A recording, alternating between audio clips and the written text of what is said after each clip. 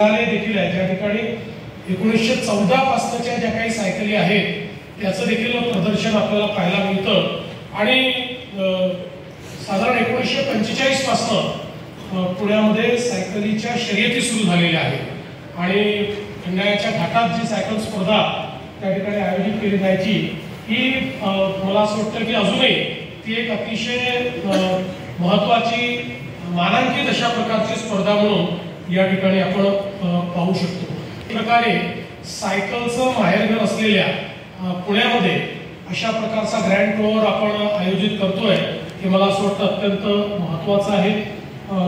मगाशी जसं आपण टीव्ही मध्ये बघितलं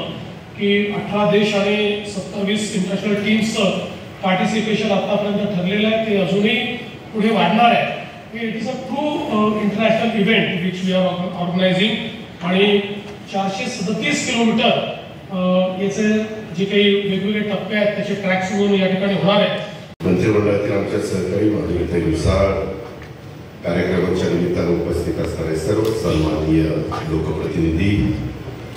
आपले CFचे मनिंदर पाल सिंह जी, तसंच अमीरजीत सिंह गिल, सर्व